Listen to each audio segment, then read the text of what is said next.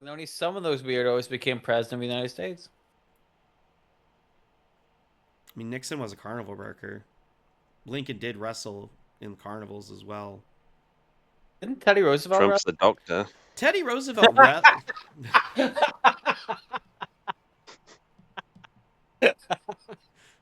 Welcome to God. or Jesus? He's one of the other. Hi everybody, welcome to Spark Avengers Movies. Corey, with me is Dylan and John. John out of fucking nowhere like a sniper with that one. Caught us all off guard. Welcome to the show. How's it going, guys? I'm good, man. I'm good. Yep, not too bad. All right. John's riding high on that fucking intro right now. I forgot how to talk for a moment there. So happy to have you guys here.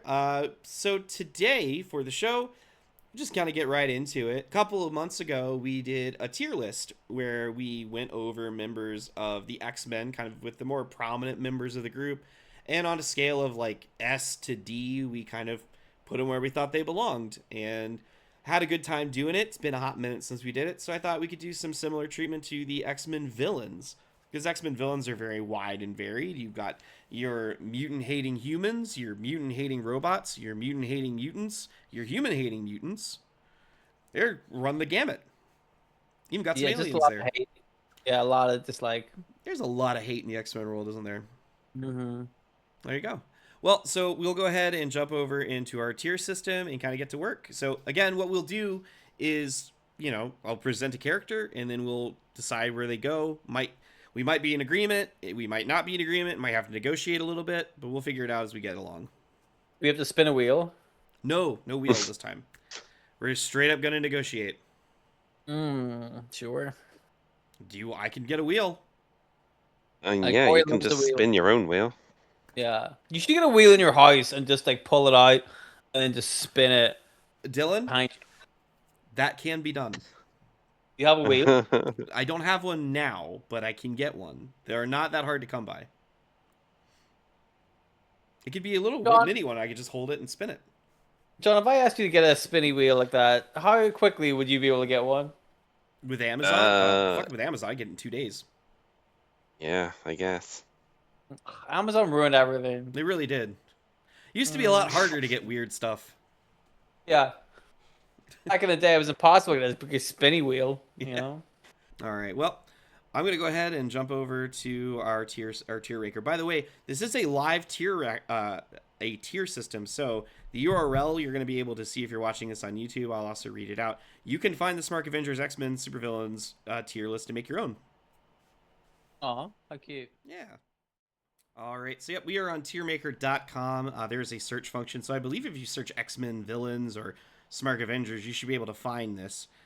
We did put this together on our lonesome, so there are 25 names here of villains. We will work our way through them, and if you feel like we should have included some people that we didn't, by all means, let us know in the comments. But until then, are you guys ready to get started? Yes. All right, so we have S, A, B, C, and D this time around. We did not create E or F. We didn't do E last time, did we? We didn't. E was one that you created spiritually. Because there was some, I can't remember who it was in particular, but somebody needed to be an E tier. Might have been Jubilee in your opinion. I feel like Jubilee would have been F tier. All right, so we're gonna go ahead and get started. We're gonna work our way from the bottom to the top, and we're gonna start out with William Stryker. For the Reverend Stryker, if you're going back to the old days, very famous mutant-hating human. What are your thoughts on Mr. Stryker and where he stands in the rankings as a X-Men villain? I mean, he was pretty important for a while, but he hasn't done anything for a while either. Is he dead? Possibly. I think he might have died, yeah. I mean, he was quite old. That would explain why he hasn't done anything in a while. So I'll give him that. But, I would say as well, he's basically only had really one good story in the whole, what was it, God Loves, Man Kills, story. And aside from the movies as well, where he kind of ended up becoming a big character, Yeah. he hasn't really done a whole lot, which I would say is worth, talking about. Yeah. Well, possibly because he died. Possibly, yes. Yeah. We But just even don't that, know. right? Even if he wasn't dead, we don't really know. So he hasn't done a whole lot. So like the thing he did do was pretty big. Like that was a big storyline, but also like Hmm. in terms of like consequences, recurring villainness, it's hard to rank him too high. I mean, I'm thinking sort of C tier. I was thinking C tier. Yeah. C tier. Interesting. Yeah. Yeah. You'd put him. I was honestly, when I was putting this together, I was like, oh, this is gonna be our D tier villain right here.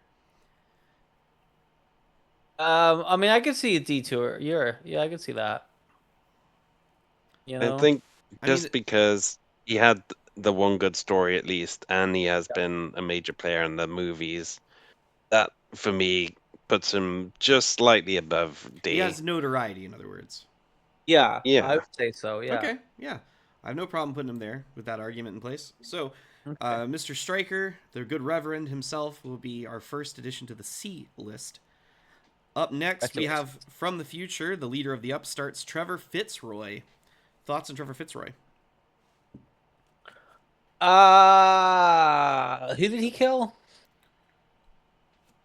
I He believe he killed killed somebody. some Morlocks for sure. Yeah, didn't he kill somebody like that was a deal? Some I don't remember. Major enemy of Bishop in it, particular. was it Bishop's Sister? like sister? Yeah, Sister? Yeah. I'm Shard? thinking of. Yeah. Likely. Okay. If I felt like it was something to do with Bishop because Bishop came like hunt him or something. Hmm. Did he? Was it Bishop? I think didn't Bishop head back I mean, he did kill him, before yes. we were introduced to Fitzroy? Oh, Oh, no, Bishop Cable. came back to find the traitor. Yeah. Yeah. Well, and I think they did a story. There was a series called I think it was X-Men Legacy. That was the idea of like we're going to take creative teams and let them go back and write a new story in the timeline and style that they were writing previously. And it was somebody I can't remember who it was. It might have been Simonson. They did could write a Bishop story that was set in the future that actually showed it was Bishop's fault that Fitzroy got out of prison to begin with. That Bishop basically Okay. was, the people he was working for, he got really kind of disillusioned with them and allowed himself to get manipulated by Fitzroy into freeing him, essentially. Okay. Um, doesn't sound like a whole lot of us have a lot of thoughts on Fitzroy here. Yeah. I'm a I mean, I fan of the thought Corey character. was a bit of a Yeah, fan. I'm a Yeah. fan of the character. I liked, he got used in Peter David's run on X Factor with the Madrox team. Madrox get basically sent to the future, and it showed essentially Fitzroy's origins, where he was originally a good guy and actually a lover of Scott Summers and Emma Frost's daughter, but he died in the line of duty, and Layla Miller resurrected him using her powers, and that was the big reveal that when Layla Miller resurrects someone, they come back without a soul, and that's why Fitzroy is Yeah. evil. So Okay. it was kind of cool seeing that. He was a minor villain in Jed McKay's X-Men at the very beginning. Basically, he was working for 3K with a new version of the Upstarts where they were killing mutants again, but they were live streaming themselves killing mutants, which I don't know. That felt very much like, oh, what are the kids doing these days? They're live streaming violent acts. But it didn't feel like right for Trevor Fitzroy to be doing that because he's a character from the future, and he We would would probably already be view doing that. yeah, he would Sure. probably view like streaming as like kind of like outdated and old fashioned. Like it didn't seem like Yeah. something he would Yeah. do. Um. Yeah. I don't know how many kids these days are live streaming themselves killing mutants, but I get Well, yeah, maybe a there's lot. all of those stories that you see in the news every now and then of like, oh yeah, these kids like brutally attacked someone and they were streaming the whole time they did it. It's just silly because whenever I was young, you always cover your tracks, Yeah, that's man. called Never give. evidence, is what that Yeah, is. never willingly give evidence. Like that's how you get caught, man. That's the thing. Kids these days, they don't know how to kill people properly. We used to be really good. I never got caught once. We keeping that in the we keeping that in the episode? Oh, I hope so. Okay, just wanted to make sure. Keep that Yeah. admission of guilt alive. Well, what they have no evidence to get me. I mean, an I mean, this admission of could be guilt the is. evidence. I mean, an admission of guilt is kind of evidence. Is anybody gonna believe me? I say all sorts of dumb shit in the podcast. Well, I I'll get mean, away scot that's free. All I have to do is show other episodes of this podcast as evidence on my behalf, and I will get off scot free. so that's your strategy. If I say enough random bullshit, the realness that I do slip in every now and then is gonna go completely unnoticed. Bingo. There you go. Ding Good ding strategy. ding. Or Anyway, you'll get accused of more crimes. Yeah, there you go. So are we putting Trevor Fitzroy? yeah. I think Uh, C is fine for him, to be honest with you. I would also, I do love the character. I think his power set's really kind of cool as this kind of weird energy vampire. But Yeah. I could, they also haven't done a ton with him. So if he's a D, he's a D. See, I would have said C because I like the what I've heard about him. I like, but I just haven't read a lot of his stories, so I can't I really. was going to say B. Okay. So we're gonna go with D. All right, Trevor Fitzroy will put in the Sure. D area. Up next, though, we got a friend of ours that we have spent some time talking on the show about. We're gonna have our good buddy Toad.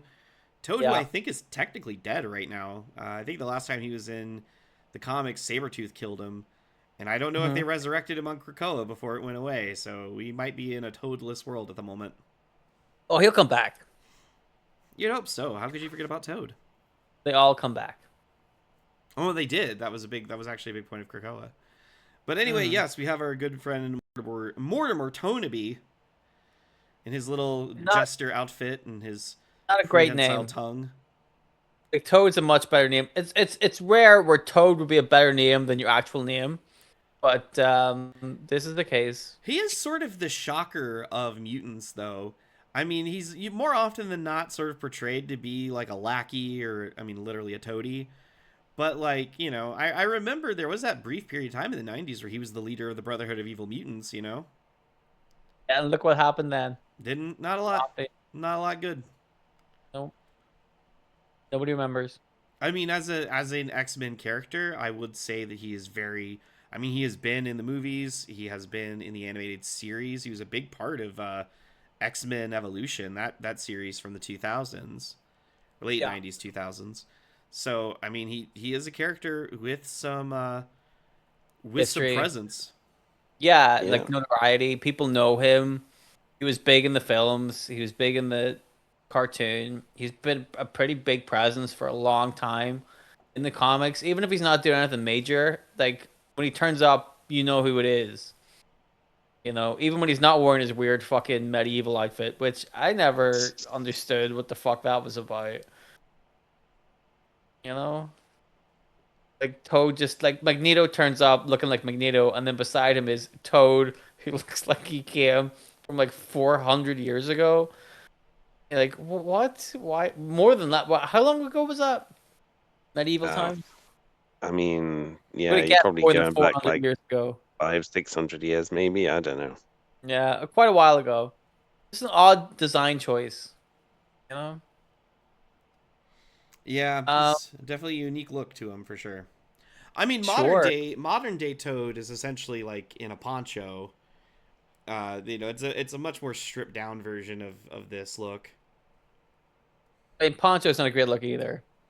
No, it's, you know, I mean, he's never been blessed with many good looks if you're not counting like what he wore in the X-Men movie and what have you. I mean, even then in like X-Men Evolution, he had like a real weird looking costume.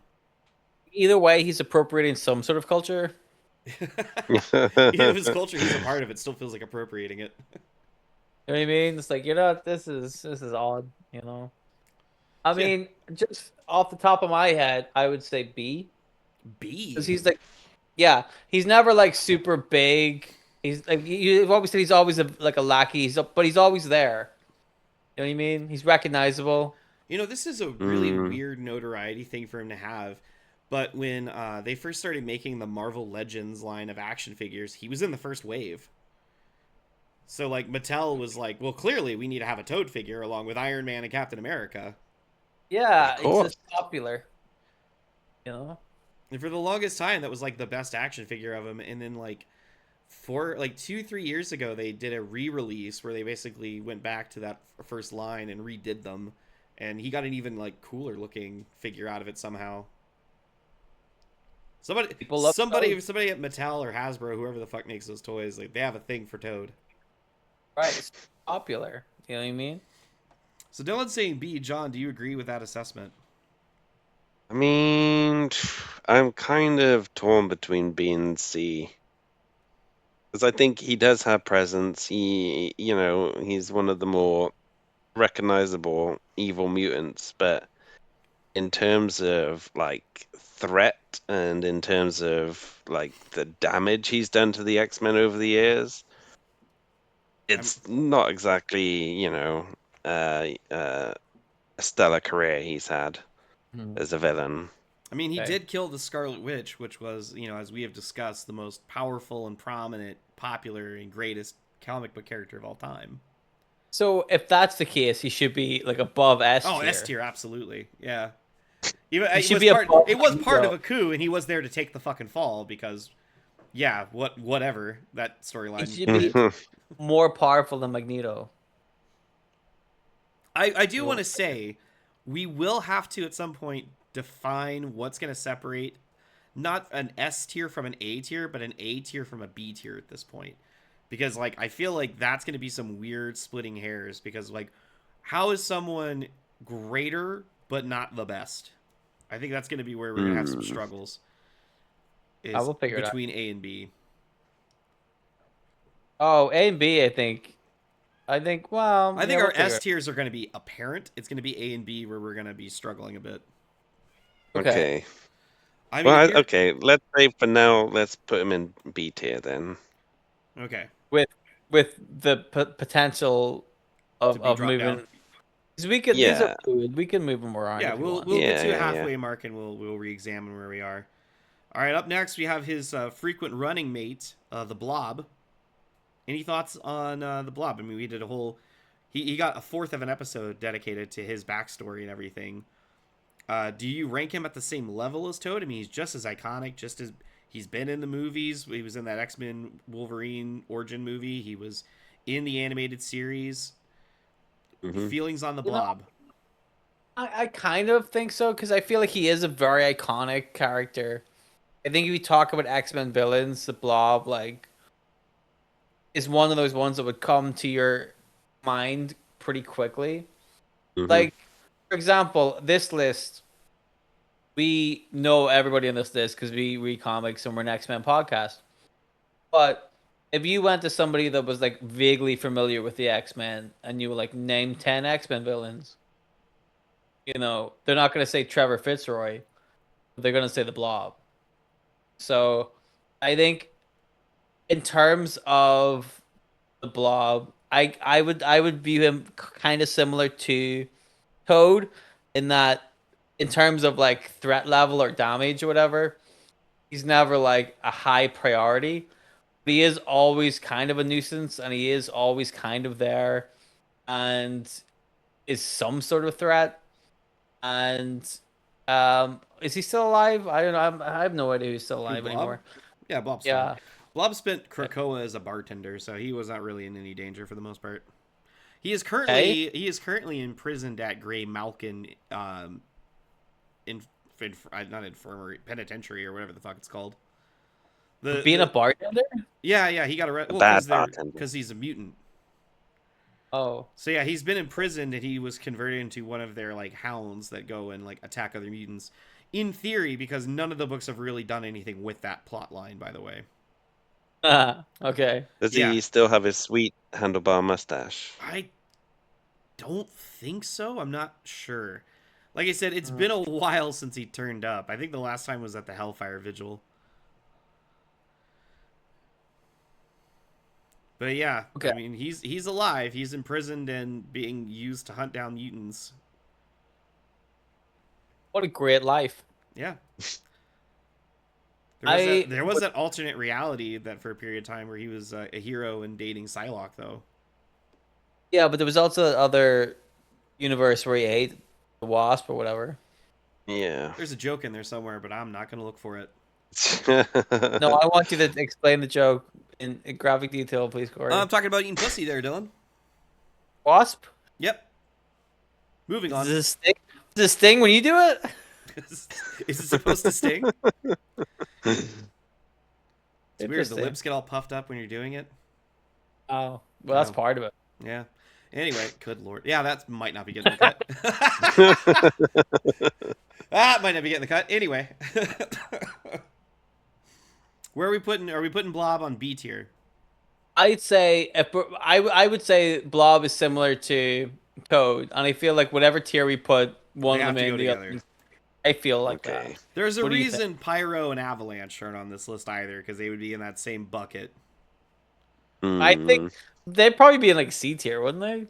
Probably, but I mean, they're just as like equitable, Yeah, famous for being members of the Brotherhood of Evil Mutants, basically.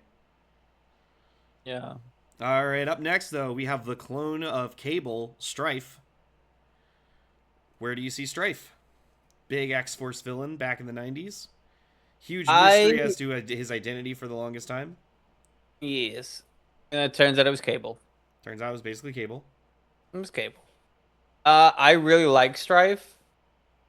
I think he's a fun, interesting character. You know, that kind of like Cable, but without any restraint, but Hmm. also is evil. Has like a thing with Apocalypse and Cable and like all sorts of like just storyline potential there. I really like Strife a lot. You know, in I terms of mean, like villain, I think that he is a very good antagonist. You could build a book around him. They have done. yeah, he's a lot more effective than any of the ones we've, Yeah. talked about so far. He basically ruled the future, didn't he? Yeah. Yeah. His like Yeah. timeline. So Yeah. I would say I would be leaning towards A more Yes. than S. I don't think he's like top tier of X-Men villains, but I think he's still pretty high up there. I think he's I due agree. for I think he's due for a more like modern take on him because it feels like he's not Yeah. been around in a while. Yeah. I feel like Mm, I feel like there for him as prominent as he was in the 90s, I do feel like we were owed a Strife return. But I do Yeah. not disagree with him being an A tier villain because he's not I enough think to be he S. is He's fucking over Toad and Blob though. 100%. yeah, mm, without a doubt. But like, yeah, if he did like have a more modern, escapade, maybe it would be a little higher if they brought him in back in as a threat. But I think that like whenever we've seen him, he's been a pretty big threat. So I think A tier is pretty fair. All right, up next, Shadow King. Frequent enemy of Storm, Karma, and Charles Xavier himself. Hmm. Pretty Y- solid power set as well. Yeah, Featured pretty rather tough. recently in the Krakoa era, I think in the New Mutants book in particular. Yeah, yeah. Plus, he was the villain in that Legion TV show as well. That a lot of people forgot about. I didn't see it. It's pretty good. That's all I heard. It was great. Just nobody was really watching it. I didn't. I feel like we're gonna rank Shadow King pretty high, right? I mean, I feel like I you have to mean, be A tier. yeah, A same. tier for sure for like That's bare his, minimum. yeah. I couldn't put I wouldn't put him at an S by any means. He's pretty No. powerful. He's powerful, yes, but like again, like his reach isn't as far as like others. Like I wouldn't put him on the same level as Magneto or Apocalypse. As fucking spoiler, those are where those guys are probably ending up. It feels like it. But I definitely again feel him. Is that how we're gonna separate A from B? Is like Toad and Blob? Are you above Toad and Blob? Yeah, it feels that way. Also, we have reserved the right to move Toad and Blob down one if we need to. Understandable. I If feel that like makes if we do that now, though, it's gonna completely Complete ruin. upheaval.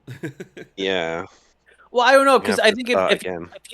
if we moved Blob and Toad down one now, that wouldn't change anything because we still have Strife and Shadow King as A's, and I Mm. don't think that like I think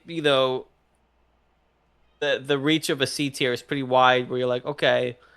these two guys didn't do a whole lot, but they're around a lot. Whereas Stryker wasn't around a whole lot, but did a lot when he was Yeah. around. So you can kind like they kind of balance each other out. I don't think it messes with stuff too much. I think we can keep things as they are right now. I don't Okay. think we need to move them around. Okay. Okay, So we're good with Shadow King being a A tier. sure. Yes. All right. So I will say this just kind of like to maybe put a pin on the discussion.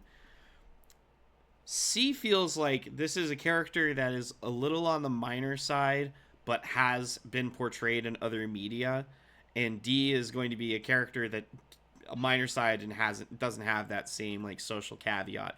Because Fitzroy was in the animated series, but I don't think he's been in anything else. Right. But like, how memorable was he? Like, was he a big deal? Yeah, exactly. You Mm. know. All right. So up next we have representing the Hellfire Club, Sebastian Shaw. Sebastian Yeah. Shaw, where do we feel about our man who has the ability to absorb kinetic energy, essentially? Um, nice face hair. Good set of mutton chops. Yeah. Very nice. Love a colonial or Regency dress. Yeah. I was Very always I was always curious about that. That's such a very specific thing to do with your appearance. he stands out. It certainly does. Maybe a He's little supposed to be less a when you. businessman as well. Like, Yeah, imagine exactly. walking into a business meeting and there he is. I do a Yeah. lot of like so in my job I see a lot of businessmen in their day to day. I've not seen somebody in pantaloons and stockings. That is for sure. That's the problem. It's a power move, if anything. Like this motherfucker has some beliefs in himself. If he is walking 100%. around with that, The style thing. You know what I mean? yeah. So But then And how I many people think, do you see in your day-to-day life that have mutton chops either? Like it's all confidence. You know? Sebastian, of all of the various members of the Hellfire Club, Sebastian Shaw always felt like the one whose ambitions weren't as high as the others. You know, Yep. like you think? when I think of like the Phoenix stuff, I always think that's more of like Mastermind and Emma Frost than with Sebastian Shaw. Like it seemed like Hmm. he was much more like capitalism minded than anything else. Like it like being a mutant or whatever, he didn't give a shit about that. It was like how much money can I make? I I guess. yeah, I At the same time, he's basically been the de facto leader of the Hellfire Club for, the longest time. And they've always been a thorn in the side of the X-Men. Well, yeah, you but say that, I but I mean the I Hellfire see where Club Corey's for coming from. well, I mean I'm just saying like the Hellfire Club nowadays, like most the more frequent like portrayed as villains were those like weird little kids. That era of the Hellfire Club, the Tiny Tots version, because in Krakoa, like he was the Hellfire Club or whatever was part of the shipping company, and he was getting his wrists smacked by Emma Frost and Kitty Pryde on a pretty frequent basis. Yeah, but I mean, like, for 30 years before that, though, True. it was basically Shaw. Yeah, but again, like aside from the Phoenix Saga, like what all did they do? Right. I think that That's a good well, question. I feel like Shaw specifically has always had that kind of business mindset to it. He's always more about making money What I'm and being saying, I successful. guess what I'm saying is I see Sebastian Shaw as C tier in my opinion. Because you got that Kevin Oh, Bacon portrayal, but that is what it is. But I mean, it's Kevin Bacon. Come on, you know. Okay, that's an interesting take. I don't think John would have went with that. no. I He's been mean, portrayed in other media. I would have said I a B. was, yeah, I was even tempted to say A tier, but, like, I think B would be sort of acceptable. Yeah, Oh, I think B's too high for Sebastian Shaw right now. I would have said B. Just like, yeah, I would have said B. Yeah. I don't Like you know. said, Because Bacon. when I see like the other members of the Hellfire Club, aside from Harry Leland, all the other members, like I feel like they've got a much more easily defined modus operandi, whether it's Donald Pierce or Celine, or even Emma Frost, if we're going back to the old days. You know, Sure. he just felt like I'm the leader of the Hellfire Club, and that was like as far as it went. He does have his relationship with his shitty kid Shinobi. Terrible He name does for a have child, by the way. he does have a presence though. Like he is around a lot. Well, again, Mm. he's a figurehead. He's supposed to be. I just don't feel like individually he brings much to the table aside from like run of the mill capitalism. Like he's Lex Luthor without being a super genius, you know? Okay, But he dresses better. he does much better. Definitely a larper, we know that for sure. Hmm. Where? So I mean, it I sounds like the two of you are for B, I'm for C, and I'll get outvoted on this one. I'm fine. I'll accept that. I just kind of okay. wanted to be known. I see him more online with like a William Stryker than I do Toad and Blob, and that's saying something. Okay, we'll go with that. All right, up next though, we have our character who might be our first S tier potentially, Sabretooth.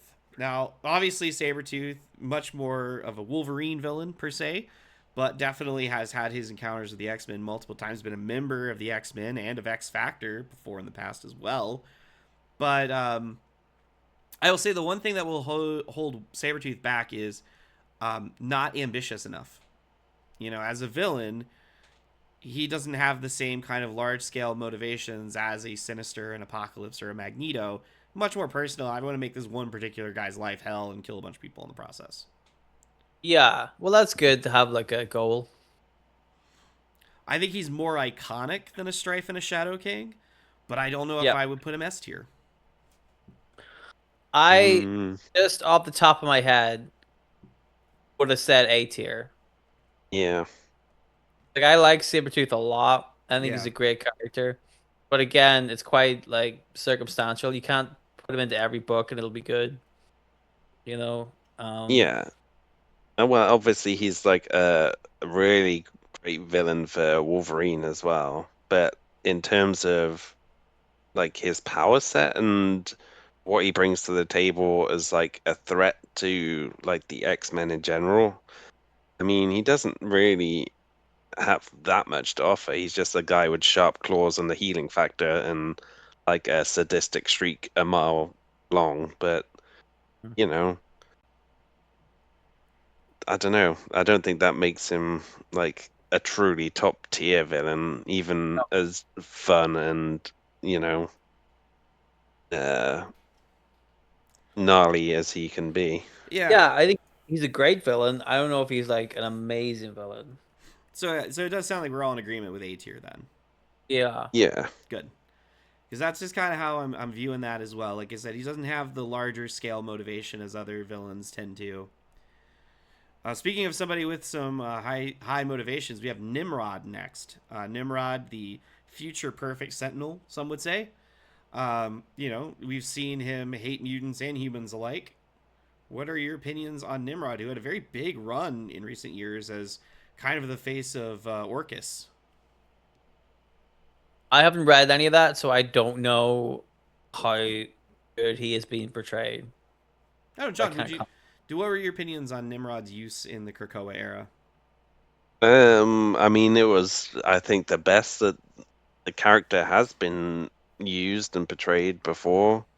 So I give him points for that. But at the same time, it's not really a character that I've ever had, like, you know, any kind of liking towards. Is he's just, you know, I don't know. He's just a robot guy. I mean, he's a sentient sentinel, essentially. You know, he's a sentinel, Robot guy. like Bastion is, for example. But we'll get to Bastion eventually as well. He seems way not as interesting as Bastion.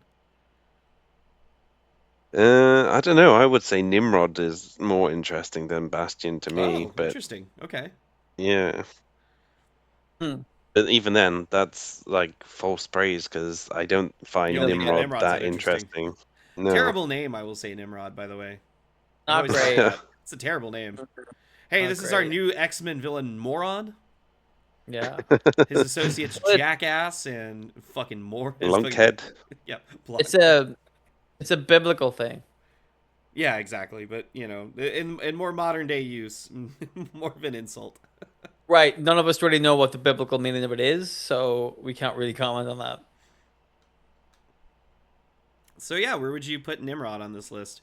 It sounds definitely that we don't have as high opinion of him as we do a Sabretooth, a Strife, or a Shadow King. So I'm going to say A is probably out of the ordinary or out of the Yeah, question.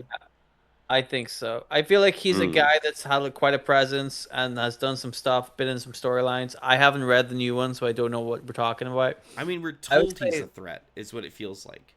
yes. Yeah. I'm like, either B or C. Probably.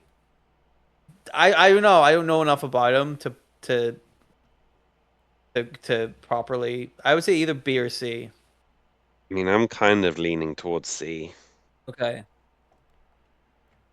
I see. My only problem with that is it does feel just like he has been used way more importantly than Toad or Sebastian Shaw or Blob. I mean, like I said, he was kind of the face of Orcus, which was the big, long-standing threat in the background of Krakoa for the entire run. Right, but I also think like in terms of like big storylines that we're talking about and presence and like being in the X-Men books, But I mean, what's that's he what got? he has, though. He was the big threat and the big presence in Krakoa. Right, but like I mean like storyline wise, he's done like two big storylines. But I mean, that one storyline lasted for like 5 years. I haven't read He it. wasn't the main villain in it, though, was he? So, I mean, was there Omega Sentinel? They were well, kind of there as equals as well. I was gonna say like Mr. Sinister was more I the would have main thought it villain was of that Sinister, right? storyline. Ah, yeah, Yeah. but I mean, Sinister. I don't think Sinister was portrayed as an active villain for the most part. He was kind of there in the background the entire time, like kind of just doing his own thing as Sinister does. And the fact that we'll get to Sinister in like literally 2 seconds, I'm sure. But Okay. I feel like C is undercutting his importance because Okay. like we are told that Nimrod's important, yes, but we were like actually told Nimrod's important as opposed to Toad and Blob, who were frequently told are idiots. Mm, Hmm. mm. This is making me question Odin Glob's placing again. We can move him down if you want, I'm thinking if we put Nimrod in the B tier, then we might have to move Toad and Blob down to C. which I think that makes sense. I don't feel like we're gonna get an argument out of putting about downgrading Toad and Blob to C. Okay. Okay, so we'll go ahead and we'll move Toad and Blob down to C tier. We'll put Nimrod at B. I feel like Yeah. I'm Yeah. comfortable with that. Yeah, Okay. yeah, yeah. All right. Up Okay. next, though, we have a heavy hitter. We have somebody who has also been a perpetual thorn in the side of the mutants forever. Also, a former member of X Factor, Mystique. So, Mystique, obviously, she is a dangerous spy and assassin. Where would you put her in this list in comparison to others? I would put her at A tier because I think she's got that same kind of level of notoriety as Sabretooth, maybe more than Sabretooth. Like she's always a big threat. Like something always goes down whenever Mystique's involved. It's always important. She's never like destroy the world kind of important that Stripe or Shadow King might be, but she's still pretty like in terms of like on the ground kind of more realistic threat. She's always there. She's always kind of um had a presence to her. So I would say A tier. I'm not going to Yeah, disagree with you you. get no arguments from me either. All right. So we're going to put Mystique in the A tier as well. Easy. Up next, though, we have somebody who also might, have an interesting discussion here. We have Mr. Sinister, who we were literally just talking about a couple moments ago, who, Yes. while a part of the Quiet Council in Krakoa and with them throughout their struggles, he was sort of there as a Machiavellian sort of type, where he was a sought-after member of the community and had his group of Hellions that were there doing sort of dirty work that nobody else wanted to get their hands dirty with, but ultimately did portray them like many people rightfully assumed he would. We have Mr. Yes. Sinister, the geneticist gone mad. So Corey, I want to pick up on the point you made earlier Yes. because, like I said, I haven't read it, but I'm familiar with some of the stuff that goes on, and like to me, it felt like Mr. Sinister was like one of the real big bads of that whole storyline. I felt like a lot of it kind of revolved around him or around his kind of mythos. I know that technically you can say there are four Mr. Sinisters or whatever the fuck, Yeah. and then but like it all kind of to me it all seemed like the whole point of it was for whatever that consciousness was, that was a goal that Mr. Sinister set out, and it all kind of revolved around him. Or at least that part of the storyline seemed to revolve around him. And like I said, I haven't read it, but what I've heard of the storyline, that seemed like it was a pretty big part of it. And I would have said he was a much bigger part of it than Nimrod. Again, from what I've heard. Well, I think the thing about it is like Sinister's methodologies and technology was used by Orcus, but I mean ultimately the conflict in Krakoa was the mutants versus the outside world because I like the X-Men world, but Krakoa was doomed the second that Charles Xavier and Magneto kind of started waving their dicks around, and they did that immediately with just like we're our own sovereign nation. You have to respect that. We're going to put up portals in all of your countries, though. So you got to let our people walk through your portals. And if not, we will send out pirates to come smuggle our people out of your country. Like, there was a lot of hubris at play. So to me, that was the main conflict of Krakoa, was the mutants against the human world once again. This time with a little bit of shared antagonism. I Okay. mean, I would say they were doomed the second they welcomed Mr. Sinister into the fold and put him on Yeah. the Quiet Council and like became reliant on his sort of technology as well for the whole genetic sort of catalog that he put together of all the Mutant mutants to DNA. help them with the resurrection protocols, which allowed him to then put his like own like personalities into people as they kind of resurrected, and then allowed him to recreate Moira's powers and then fuck up the timeline completely. And like for me, Sinister was definitely like a major reason for Krakoa going as badly as it did. Right. So I mean, I would 100% put him in the S tier just on that alone. Oh But yeah, that's it. Like, I'm not not disagreeing even with Sinister being S tier. not even just that, but like if you think about everything else Sinister has done, Mm. Oh he's been yeah, a big major player. Cloning Jean Grey the and Marauders, taking out the yeah, Warlocks. exactly. He's always had a big presence. I think S tier is pretty fair. His fascination with the Summers family. Yeah, which may or not be a good thing. I don't see how that would be a good thing at all. Well, it All was right. intriguing for a bit, and then you're like, all right, Wild Child, really? All right. Well, we got Magneto, so we're just gonna go ahead and put him in S tier. Yep. Off we go. Is it worth? I mean, we have to say something. I mean, he's He has a Magneto. nice helmet. There you go. That's all He's you need to say. he's the OG. Even though he's been on the side of Angels now for close to 20 years, he's Magneto. Great Hmm. There's focus game, yeah. you know? Can't His say style. anything else. So Don't need yeah, to. let's move on. We got Lady Deathstroke next. Lady Deathstroke usually associating herself with the Reavers more times than not. Pain in the former love of Wolverine, anti mutant in that sense as well. So what are our thoughts on Lady Deathstrike? Straight away I was gonna say B tier because she's pretty deadly. She's pretty threatening. Like she's a big deal. But then I was like, does she actually do anything when she's around? Mm. Is she like C tier because she has that notoriety, but also like isn't doing anything of note? You know? That's exactly what I was just thinking as well. Like my first thought was B tier, and then looking at who we've got in B and C, and like thinking about the impact that she's had. I don't know. I think she Yeah. is more of a C tier than a B tier at this point. Yeah, I think so. Right? I mean, you're not getting an argument for me. I think I had that exact same journey as well, where I was like, all right, well, yeah, B tier, but then like, what has she actually accomplished? What has she's actually done? I mean, even when they introduced her in the animated series, they introduced her and then she like got jobbed out to that alien, No, Mm-hmm. I don't right? remember that. Yeah, her first storyline, she's already on the downside.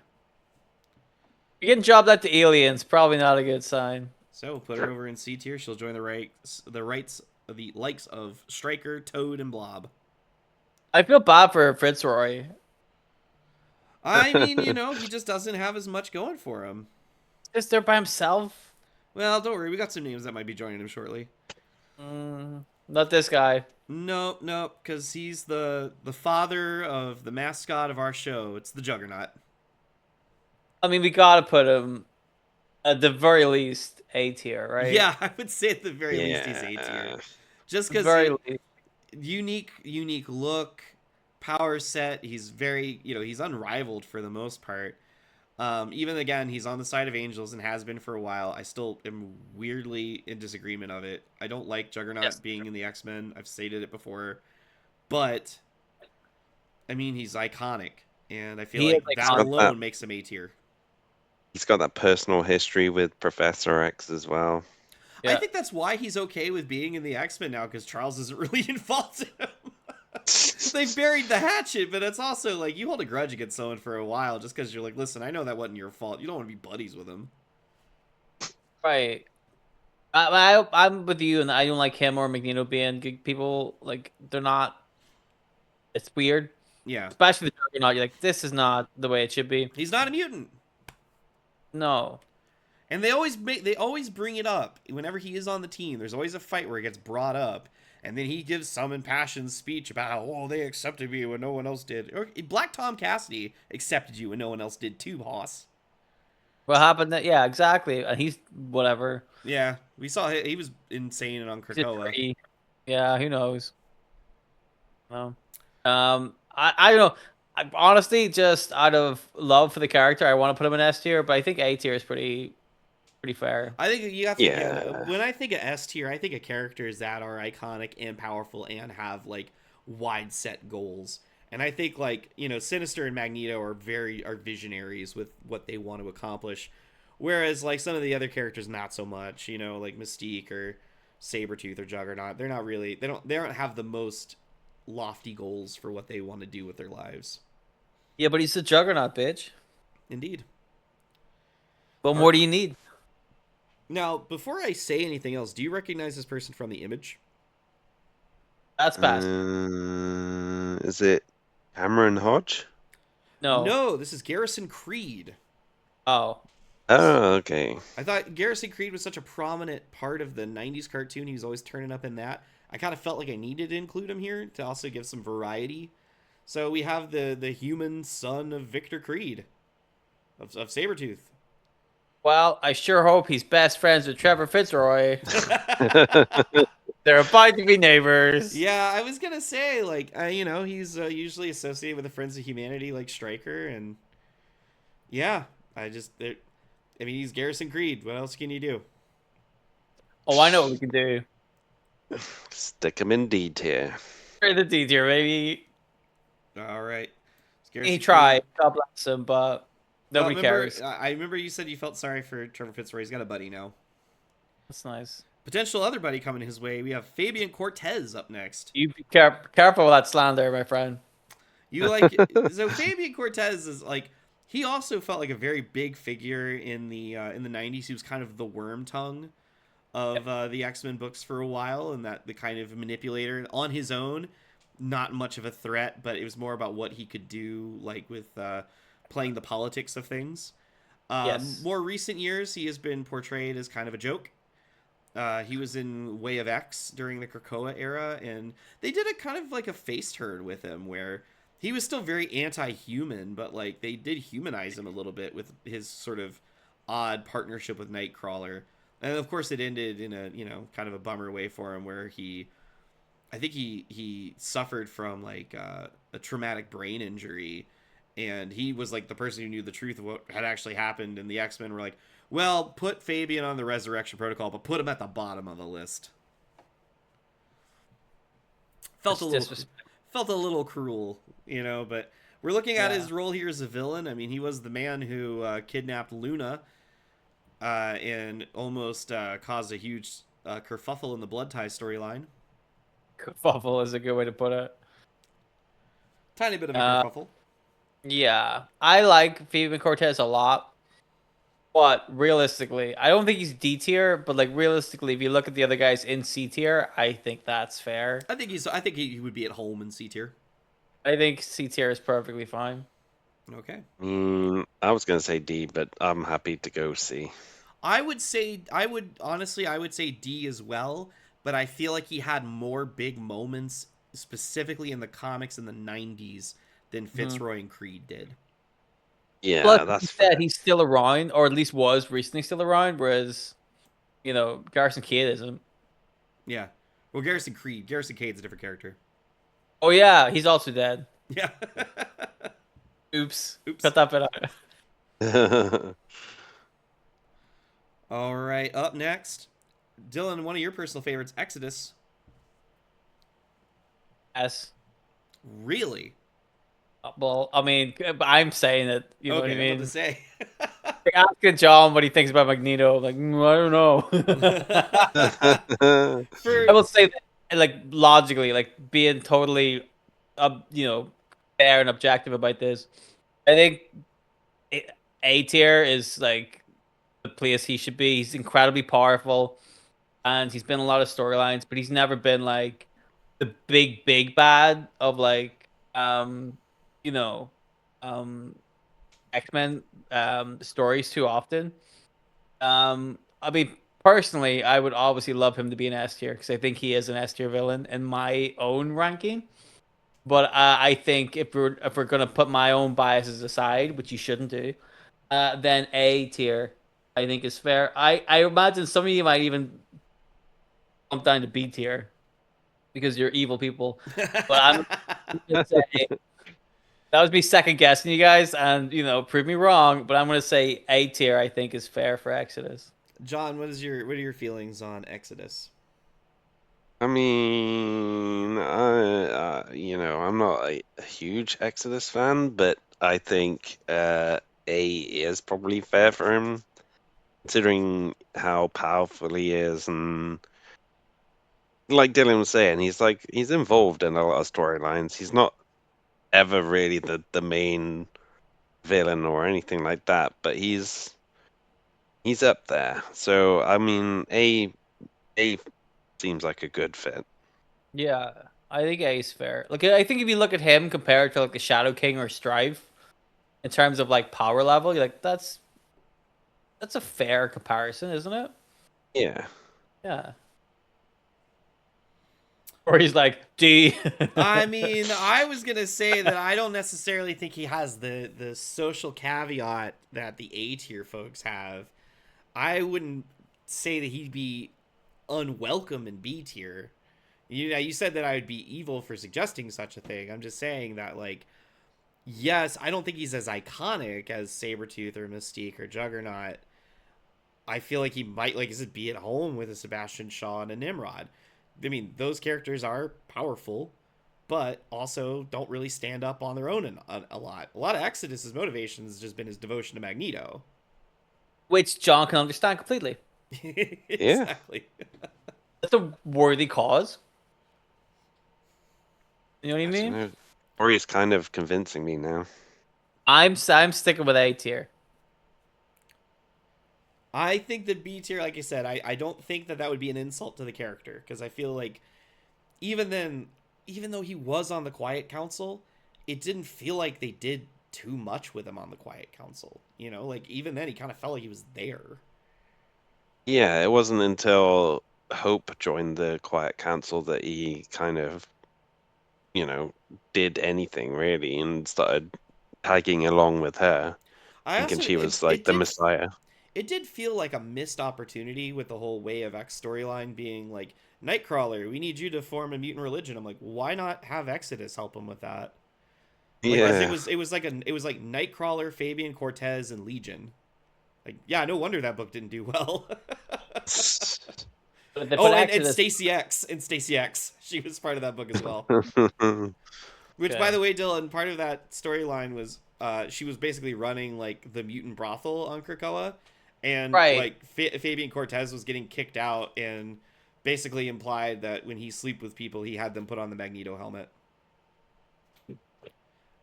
Just a lot Good of job. jokes. A lot of jokes at his expense. John, did you write that one? No comment.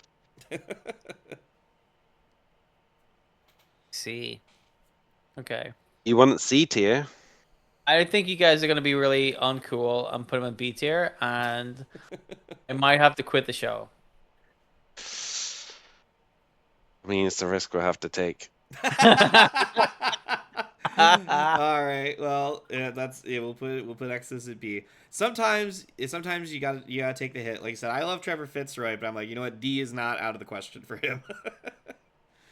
I think you guys suck and are incorrect. All right. Up next, we have another member of the Hellfire Club. We have Donald Pierce, the mutant hating cyborg. I mean, Pierce. that guy's like he's C tier all over. Yeah, I was gonna say. I I, mean, he was the main enemy in the Logan movie. He has been. I think he's one of the main villains of this current Cyclops miniseries. He's been around for a long time as well. But at the end of the day, he's a cyborg. That's fun to fight because you can blow him. You can rip parts You of him can beat off. him And up. you can rip parts of him off, and he'll just come back in another storyline totally fine. mm. So who cares? You know, I would say C. I wouldn't be like at all surprised if he went to D, but I would say C. I'd say, yeah, like maybe C is fair, considering he was in the uh which one which He was Wolverine in movie Logan. was it? Old Man Logan, Yeah, wasn't Old it? Man Logan. Yeah. So, and like you say, he's been around for a while. That sort of longevity, I guess, kind of earns him some brownie points. So yeah, I'd say C is probably the right Like place to go. he's like on the cusp, man. Yeah. It could be C, it could be D, and also none of our lives are gonna change if it was any of them. Yeah. Yeah. No, none of us care enough about Donald Pierce to say, "Oh, he should be a C tier." Like we're fine, we'll Yeah. be all right. Caesar's fine. All right. Up We're, next, we have the Paramour of the Paramour of Mystique, Destiny, the precog. Hmm. Thoughts on Destiny and her place in all of this? I think that's tough because I don't think she is as iconic as Mystique at Not all. at all, No. really. I think she's an interesting character, and when she's with Mystique, it's nice and it kind of plays out well.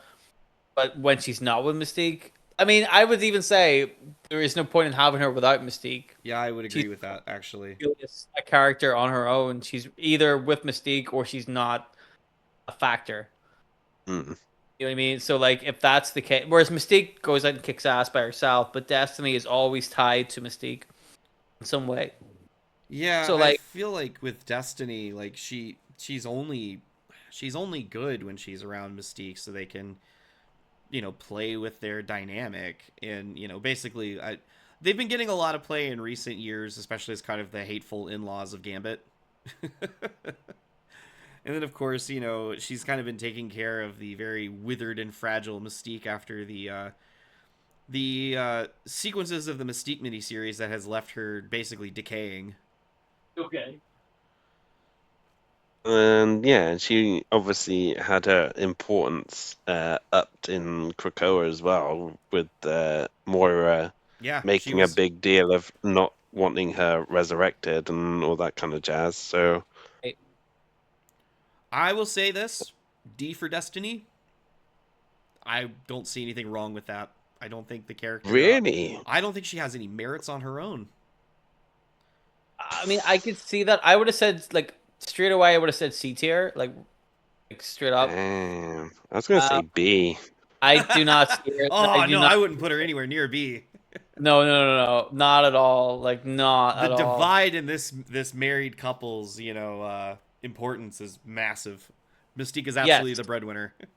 but I think exactly in the tier list you have to show that divide. Like it's a tier for Mystique. You have to go like at least more than one thing down for Destiny. So I would have said Mm, C. Again, I'm not gonna get angry if you said D at all. You know, not B. I'll, No, no. I'll compromise and go C. Okay. Okay, yeah, I'll take that. All right. Up next, we have a very powerful mutant, the sister of Charles Xavier, Cassandra Nova. Where do we put Cassandra Nova? Massive body count under her. Hmm. Correct. It's very tempting to put her in S tier because of the impact she has had. The problem I think that I have with that is I don't know how well they followed up with Cassandra Nova as a villain. Like Yeah. when they start you off with such promise and they don't follow up with it, that's quite disappointing. You know, and I just don't know what they have been doing with her recently. But she was in a Wolverine Deadpool film, so that gotta give her points. It sounds like to me, I would like her in S tier, but I'm not opposed to A tier. I think I A tier. think A tier sounds fair because Yeah, of the body count and just like how impactful she was in her first story. yeah, I think like you say, she hasn't really done a whole lot outside of that to kind of justify bumping her up to S tier for me. yeah. I think that's fair. I would say, yeah, I think that's fair. I think so as well. So we'll put Okay. Cassandra at A tier. All right, up next, we have a mutant hating, never dying computer virus man, Cameron Hodge. It's Cameron Hodge. Yeah, his weird robot body. Who has his weird mechanical fluid body. Yeah, he can That's not phase through meant like to be gross, but looks gross. Like, it's not like he's like dripping with gore, but it is like nasty to it's look at. is really Hmm. gross. Yeah, it's really disturbing. Very strange. Again, I think this is a guy that like had promise at the beginning, but like what has he done recently? Not Hmm. much of anything Probably. recently, if I'm not mistaken. I get this is a character I really like as well. I think he's a fun villain, but I don't think they use him enough or capitalize on what he can do. He made like a deal with a demon, so he's supposed to be like immortal. Mm-hmm. So his head exists and is was attached to that robot body because he can't technically die. They don't really do anything with him. But like I feel like C is probably a good place for him, Yeah. His arch you know? nemesis is Warren Worthington the Third. By the way, I mean that's also Says a lot. kind of yeah, it's kind of damning that like the of the X-Men, one of the least interesting ones are the the one that you have decided to have your grudge against. Yeah, not a good sign. Well, I'm starting to see when the last time he was used. Yesterday. There was a duplicate of Cameron Hodge that thought he was the real Cameron Hodge. That was chasing the Terrigen Cloud with a tanker truck, vacuuming up samples of the mist, presumably as part of the plan to weaponize the Impox. So I mean, even then, that was a little bit ago. Jesus. Yeah. But how could there be a clone of Cameron Hodge that thinks he's the real Cameron Hodge? Why wouldn't that just be Cameron Hodge? Right? Who would write Uh, that? I mean, Well, the maybe the last, real Cameron Hodge was on holiday. yeah, the time the real Cameron Hodge was referenced, he was revived when Bastion infected him with a transmode virus gained from one of Magus's offsprings. And Yep. at Doug Ramsey's behest, Warlock killed Hodge and his army of Smileys by absorbing their life force. Right, Oh but man. surely he can't die, so it doesn't It's make been any a sense. while. Mhm. I think this has pushed him down into D tier for me. I don't. I still think he's C tier. Right? I like Hodge as a character with potential, but I also see Trevor Fitzroy as a character with potential. And if we're gonna like, you know, again, his main nemesis is Warren Worthington III, who even then, Yeah. like, Angel's big nemesis is fucking Apocalypse. So like Hodge isn't even the most important person in his rivalry. Mm, okay. It just makes you feel real like second best at that point.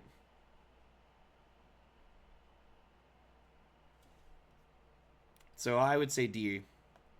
Okay.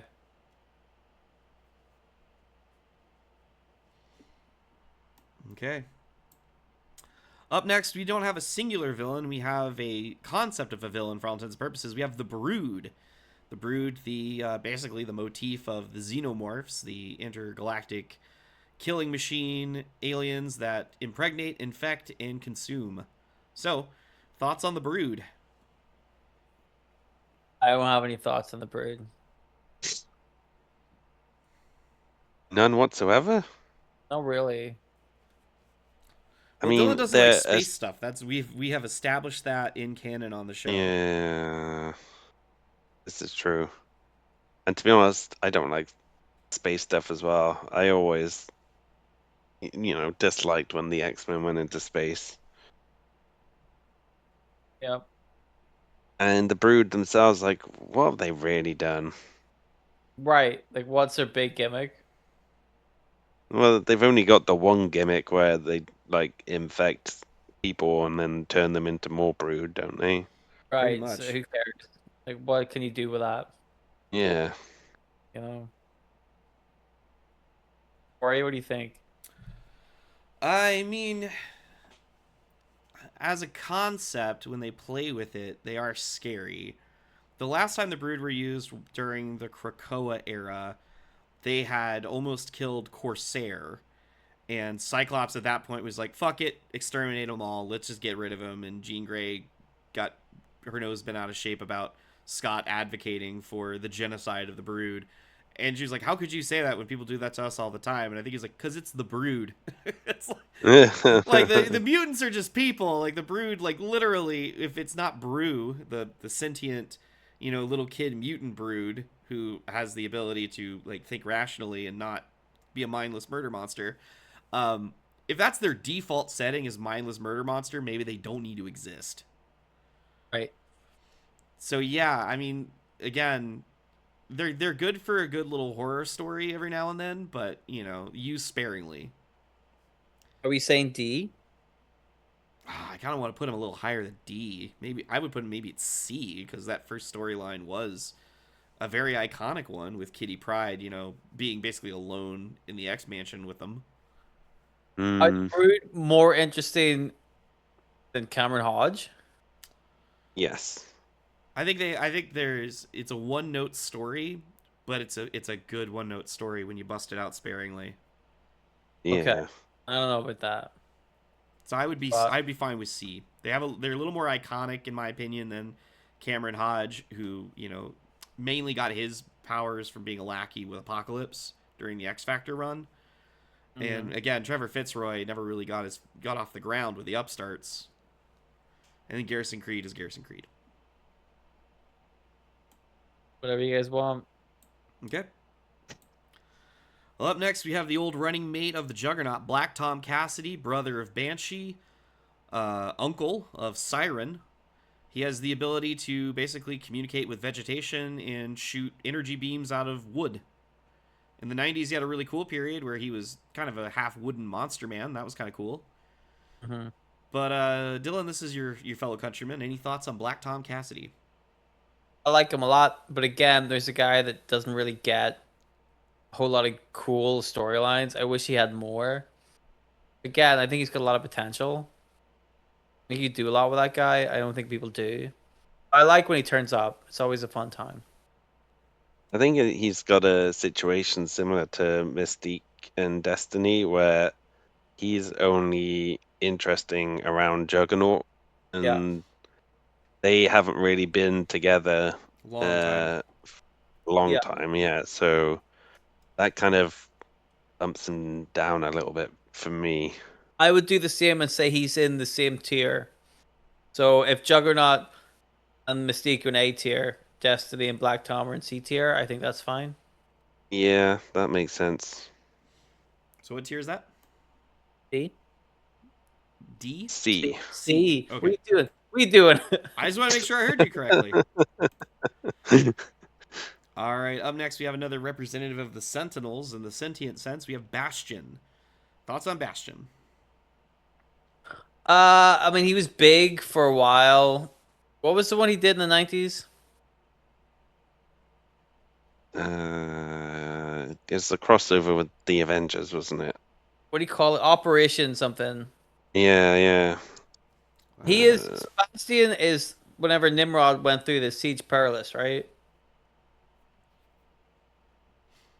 Is that correct? Is that right? Is that correct? Can somebody double check? Yeah, hold on a second. It was Operation Zero Tolerance. Jesus Christ. My word. Yep, dedicated to eradicating mutants. Genocidal Oof. mastermind with super strength, flight, and the ability to adapt to mutant powers, leading an army of prime sentinels to achieve his goal. He's the primary antagonist of X-Men 97, which is his most recent use. Okay. Hmm. Also turned up during the Messiah Complex storyline. Yes. So there you go. Hmm. I mean, he's a super sentinel, same as Nimrod, but not from the future, but from the present.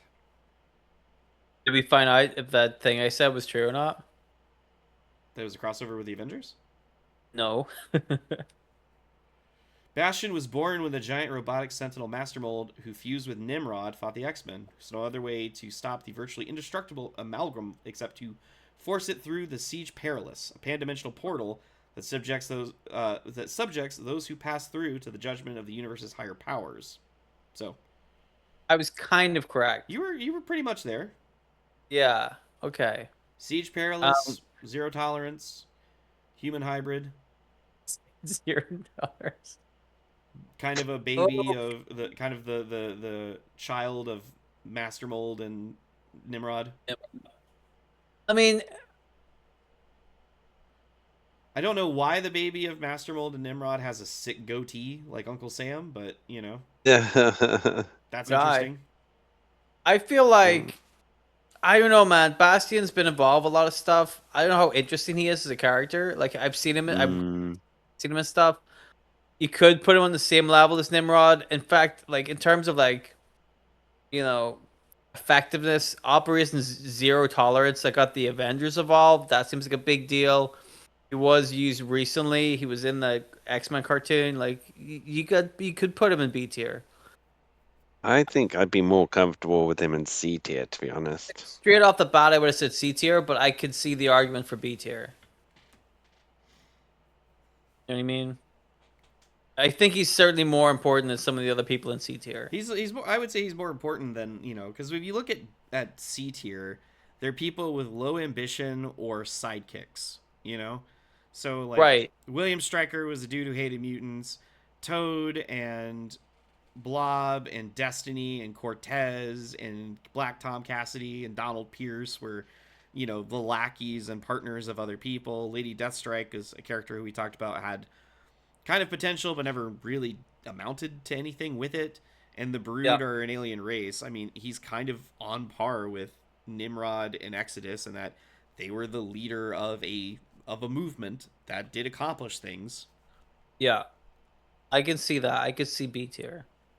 If we Personally. separate S and A by power and ambition and like icon status, I feel like a similar thing can be done with B and C. Like, what is the character's ambition in comparison to like their powers? Yeah. That's fair enough, I guess. Yeah. I mean, yeah, like I say, I'm not a fan of the character at all, and uh, yeah, I B don't tier really is the care. team of is B tier is the list of glowing eyes though by the looks of it. Oh Yeah, yeah, but that's not a bad thing. No, it's just something Everybody they all loves just the have something glowing. in common. Yeah. All right, and our final name on here that we're going to look at is Apocalypse, which I kind of feel is apparent what we're going to say. We should just ass it. yep. I mean, he's Apocalypse. It's Everybody loves really hard to Apocalypse. say. He's many would say the first mutant. His power set is so delightfully vague. Mm-hmm. Yeah. Been around forever. Mhm. Dedicated to survival of the Has fittest. Krakoa was sort of his jam. He loved that shit. he's got celestial technology as well? Yep. Yep. Celestial technology. He's part of it. Like there's a demon that's inside of him now, thanks to the X of Swords event. Okay. Yep. Yeah, sure, that's what he needed for sure. Yeah, Yep. He yeah. needed that to go along with it as well. So, okay. We're going to take a look at our list one more time, Yep. going from bottom to top.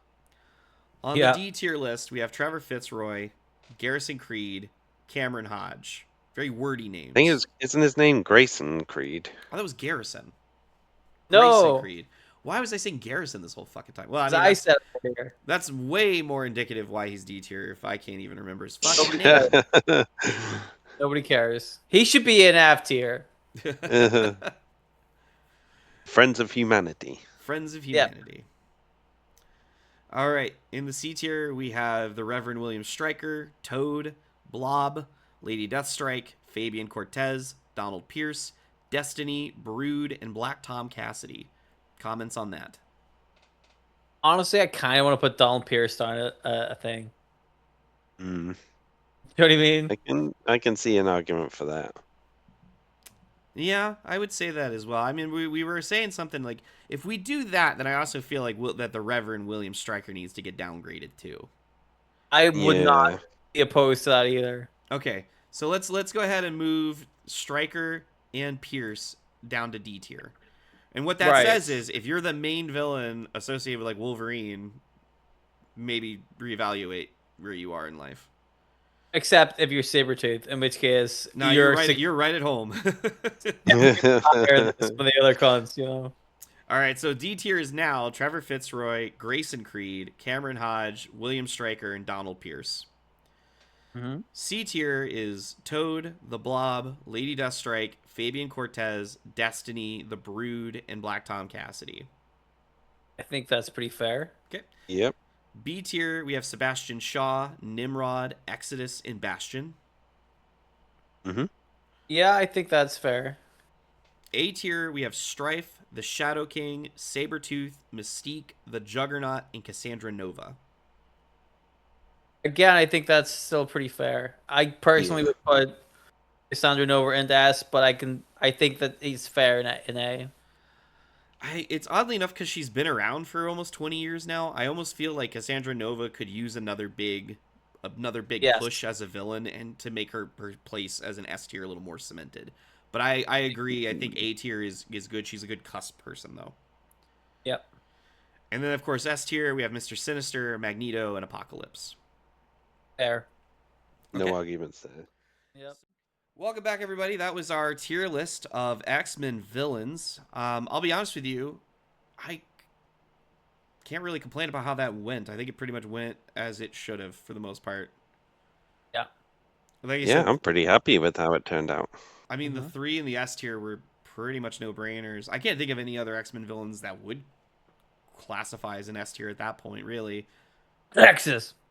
Sugar Man. Sugar Man. I didn't didn't put include Sugar Sugar Man Man. on. No, I didn't. What are we gonna do? I was gonna say, was there any villains that were missing? Sugar Man being one, Dark Beast being one, Regular Beast, apparently. regular. Now he's like White Beast. Mm, Yeah, that's a thing. He's the leader of 3K. The Sentinel I Dogs. mean, we could have maybe done the Madeline Pryor as well. Madeline Mhm. Pryor, Goblin Queen could have been on there. Could have put the horse. no. Something. Horse up with isn't a villain. that. There's Corey. something The up with horse, that horse. horse is a good person. Something up with that horse. Why are you so suspicious of horse? Because the horse has nothing to do with her powers. You think the horse is like infiltrating the X-Men? I think the horse is infiltrating. It's Gail Simone writing. It's not out of her wheelhouse to have like secret villainous horse this whole time. That's her trademark. It's not outside of it. It's not outside the realm of possibility. That's what she's known for, secret villain horse. Somehow a clip of this is gonna make it to her. And she's like, "God damn it, they called it." I have to rewrite the whole ending. She's gonna like phone us up and like, guys, take that off the internet. Take that off now. That's exactly what's going to happen. Is this is going to come out and then we'll get a C&D from Marvel going, take that down. You spoiled the horse twist. Can you send this when you clip it? Can you send it to Gail Simone and be like, "Hey, kid, what do you think?" What do you Are think we about on this? What do you think about this twist? Yeah. If you use it, you have to credit us. Yeah, we want royalties. Yeah. Well, we'll just take a credit. We'll take a co-writing credit. Yeah. Or if she would have if we could work in Baby Juggernaut. There you go. There you go. But then will we have to give up the rights to Baby Juggernaut? Now we got to work that into the agreement. That's part of it. We get Because our we need lawyers to, involved. yeah, we need to keep that for us. It's a very lucrative business, Baby Juggernaut. Absolutely. And all this has a lot to do with X-Men tier lists because the Juggernaut was on the X-Men tier list, and that's his daddy. We didn't put Mojo on. We didn't put Mojo on either. We got some. So what you're saying is that we could potentially revisit this idea sometime down the line. Yeah, but without any of the good villains. Yeah, it'll be like the Mutant Liberation Front members, like, oh man, Sumo. Everyone knows Sumo. We'll do it again, but we'll only do like C and D tiers. Oh yeah, who's the best of the worst? There you go. And then an F tier, just in case. Well, we'd have to put the F tier, like who's the worst of the worst. Mm-hmm. All right, Fucking, what do you call him? Graydon Creed. Garrison. I would call him Garrison Creed for some reason. We'll bump him down again. Yeah. We'll take him off our list and put him down. The shit list, Yeah. So speaking of the worst, John, have you watched any bad movies lately? No, I've just watched banger after banger recently. Oh, cool. Good. What was the last thing that you watched? Yeah. The last one I watched was Single White Female. Oh, a classic. Yeah. Dylan, have you ever heard of Single White Female? I've heard of it. I haven't seen it. Ah. I would recommend it. It's on Netflix, but it's leaving pretty soon in the next, like, 10 days or something like that. It's already too late to watch it. You're have to Well, find yeah. somewhere else to watch it if you're taking John's recommendation today. But, I mean, if Dylan wanted to watch it, then he could do that. But I can watch it whenever I want. I have access to the internet. So, John, what did you rate? What did you rate Single White Female? I gave it 4 stars out of 5. I would agree with that rating. So, what does that Yeah. put your movie count for the year so far? That leaves me on 384 so far. 384. Yeah, you're definitely gonna hit 400 by the end of April for sure, by the looks of it. Yeah, I'd say by this weekend. Well, By this episode weekend. will have gone up before or after the end of April, so This will be after. Yes, this will be May the 8th. I want to say when this episode comes out. yeah. So happy so May 8th for those celebrating. that won't make any sense to anybody, but there it is. There you go. So, John, where can they go to find your review of Single White Female and other movies, whether they are single white females or attached black men? They can head to Letterboxd and find my reviews at Big John Bowski, all one word. All right, Dylan, what have you get up to during the week? I do a radio show.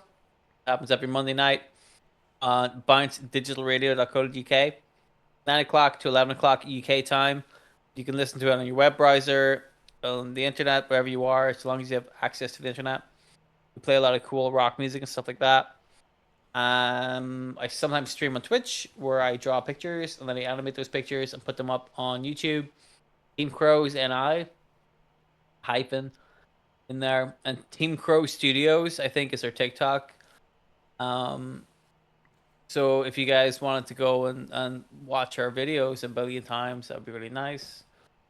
Because all our animations are really short. They're like 20 seconds to a minute long. So you could just watch all of them in like, 10 minutes. But if you watch them all, if you just watched them like every 10 minutes, you went back and watched them all over and over again, that would do big numbers for us. We like that. So There you go. Mm-hmm. As for me, I have new number ones, which comes out on this YouTube channel if you're watching us on YouTube. I also have my podcast, Large Old Cup, which you can listen to pretty much where any podcasts are found. It is a spoken word storytelling podcast where I just kind of talk about whatever's going on at the moment. That is also a great reminder, by the way, that if you're watching this on YouTube, and I probably would recommend it because there's a visual component this time around, That would help.